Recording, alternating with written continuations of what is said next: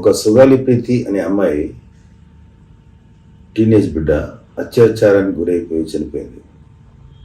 మనమేం బరీ అవకర్లా, తన కర్మ. డాక్టర్ సుధాకర్ అనే ఆయన కరోనా మాస్కుల గురించి అడిగాడు, కోపంగానే అడిగాడు. తర్వాత నెమ్మదిగా అతని ఉద్యోగం నుంచి తీసేసి అతని పిచ్చోడిని చేసి పిచ్చోడిగా మార్చి అతనికి అతనే చచ్చిపోయేలా చేశాడు. మనకేం పర్లేదు, అతను ఎట్లా పోయినా సరే. ఒక అమర్నాథ్ లాంటి బిడ్డ వాళ్ళ అక్కని ఏడిపిస్తున్నారని చెప్పి అబ్బాయి గట్టిగా ప్రతిఘటిస్తే అబ్బాయిని చెరుకు తోటలో వేసి నిర్దాక్ష్యంగా కాల్చేశారు. ఇదంతా చేసింది వైసీపీ వాళ్ళే. అది మనకేం పర్లేదు. ఒక ఆడపిల్లల మీద రేపు జరిగితే ఏముంది, ఒక రేపుకేమో 2 రేపులకో ఎంత గొడవ చేస్తారేంటి అన్న మినిస్టర్ గారు. ఆవిడ ఏమన్నా సరే, అలాంటి రేపులు ఏం జరిగినా సరే మనకేం పర్లేదు, వదిలేద్దాం. ఒకళ్ళ ఇంటికి వెళ్ళి భర్తని కట్టేసి ఆ భార్యని రేపు చేస్తే వాళ్ళు కావాలని చేయలేదు, ఏదో ఆవేశంతో చేశారు అని చెప్పినటువంటి హోమ్ మినిస్టర్ గారు. మనం పట్టించుకోవద్దు, వాళ్ళ కర్మకాళ్ళు వదిలేద్దాం. ఆంధ్రప్రదేశ్లో ప్రజలకి అనేక రకాలుగా నష్టాలు జరుగుతున్నా సరే పట్టించుకోవద్దు, వదిలేద్దాం. సామాన్యుడు, చిన్నవాడు, పెద్దవాడు అన్న తేడా లేకుండా భూములు కబ్జాలకు గురైపోయి సర్వనాశనం అయిపోతుంటే మనం పట్టించుకోవద్దు, వదిలేద్దాం. అలాగే అక్రమంగా మైనింగ్లు జరుగుతా ప్రజల సొమ్ము దోచేస్తున్నా సరే మనకేం పర్లేదు, పట్టించుకోవద్దు, వదిలేద్దాం. వ్యాపారస్తుల్ని ఇక్కడ వ్యాపారాలు చేయనివ్వకుండా, ఇండస్ట్రియలిస్ట్ని రానివ్వకుండా, తద్వారా యువతకి ఉపాధి లేకుండా సర్వనాశనం అయిపోయినా సరే మనకేం పర్లేదు, పట్టించుకోక్కర్లేదు. వాళ్ళ కర్మకాండ వదిలేద్దాం. డిఎస్సి టీచర్స్ పోస్ట్ గురించి వేల మంది పిల్లలు ఫైట్ చేస్తున్నారు, వద్దు, పట్టించుకోవద్దు. వాళ్ళ కర్మకు వాళ్ళు వదిలేద్దాం. ఎన్విరాన్మెంట్ని ధ్వంసం చేస్తున్నారు, చెట్లు కొట్టేస్తున్నారు.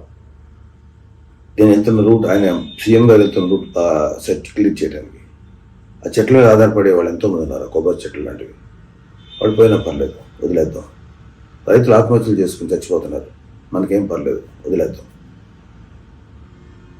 భవన నిర్మాణ కార్మికులకి సరైన ఇసుక దొరకకపోగా వాళ్ళ పనులన్నీ అయిపోయి కుటుంబాలు ఆత్మహత్యలు చేసుకున్నారు, మనకేం పర్లేదు, వదిలేద్దాం.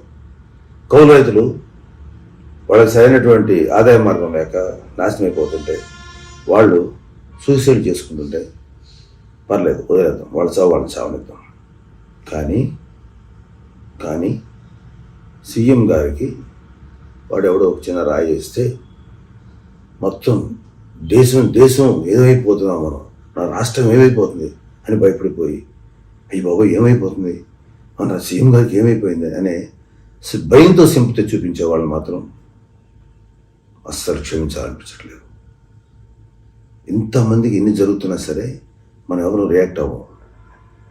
సీఎంకి ఓ దెబ్బ తగిలితే అయ్యి బాబోయ్ ఏంటవుతుంది.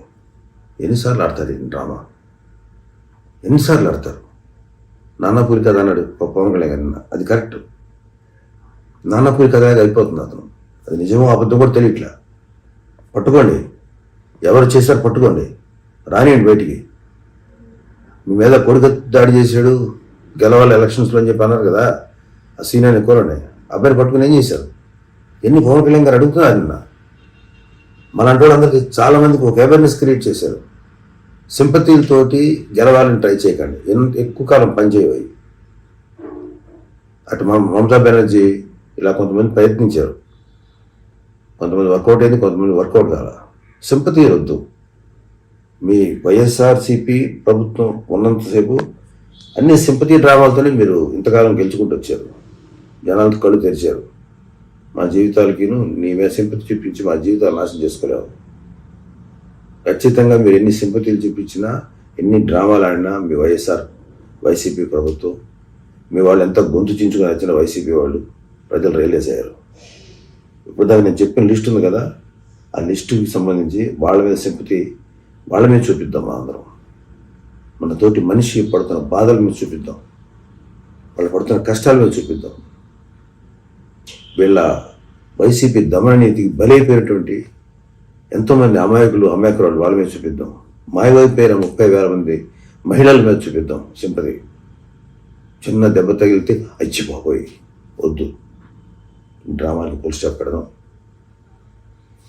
అలాంటి డ్రామాలు లెక్క చేయొద్దు. అవి చిన్న పసుపు రాసుకుంటే సరిపోద్ది. దయచేసి ఈ డ్రామాకి ఎవరు పడకండి. అఫ్కోర్స్ ఎవరు పడలేదనుకోండి, ఒకటి గుర్తుపెట్టుకోవాలి వైసీపీ వాళ్ళు, మీరు ఎన్ని డ్రామాలు చేసినా రేపు రాబోయేది జనసేన, టీడీపీ, బీజేపీ కూటమి. మీరు ఏమైనా చేసుకోండి, వచ్చేది అదే. మీకు మిగిలేది ఈ నాటకాలే. వేసుకోండి నాటకాలు. అది సొంత బాబాయిని చచ్చిపోతే చంపేస్తే దారుణంగా, వాళ్ళ కూతురు అల్పేరుగా పోరాటం చేస్తుంటే అమ్మాయిని నానా మాట్లాడతారు. బాబాయ్ చనిపోతే ఎటువంటి సింపతి లేదు. తల్లిని చెల్లిని ఇంటి నుంచి బయటకు పంపిస్తే ఎటువంటి సింపతి లేదు. చిన్న దెబ్బ తగిలితే ఇంత అపన్నాయాన్ని డ్రామాలు, అప్పండి మీ నాటకాలు. వాళ్ళు దెబ్బ తగిలితే ట్రీట్మెంట్ తీసుకోండి, కొంపలే మొదలు. ఫుల్ ప్రొటెక్షన్ ఉంది కదా మీకు. SPG, Z category security, CM security ఇంతమంది ఉన్నారు కదా. కరెంట్లు ఎందుకు తీసేశారు? ఎంత చూస్తున్న నాటకం అనిపించట్లా? ఎంతో కాలం ఈ నాటకాలు సాగు. ఈ నాటకాలతోటి అధికారం సంపాదించలేరు. ప్రజలు రియలైజ్ అయ్యారు. నిన్న పవన్ కళ్యాణ్ గారు చెప్పిన మాటలు నిజంగా చాలా స్ఫూర్తిని కలిగించాయి. Hats off to Pawan Kalyan గారు. చాలామంది అసలు ఫస్ట్ అధికారి జగన్ మీద మీరు సింపతి ఏదో నిజమైన ప్రేమతో చూపించలే, ఎవరు భయంతో చూపిస్తున్నారు. ఆయన గట్టిగా జాగ్రత్తగా మెచ్చుకుంటే మాకు సేఫ్ అని. అలాంటి ఏమీ లేదు. ఓపెన్ అయ్యి మాట్లాడండి, అందరూ ఓపెన్గా మాట్లాడి మీ అభిప్రాయం చెప్పండి. అంతేగాని భయంతో ఎవరిని ఎత్తివే ఎక్కించుకోకండి. జన సైనికులు, వీర మహిళలు, టీడీపీ కార్యకర్తలు, బీజేపీ కార్యకర్తలు అందరూ రియలైజ్ అయ్యారు ఇది నాటకం అని. ప్రజలు కూడా రిలీజ్ అయ్యారు. Stop all your dramas. Thank you. జై జనసేన, జై హింద్.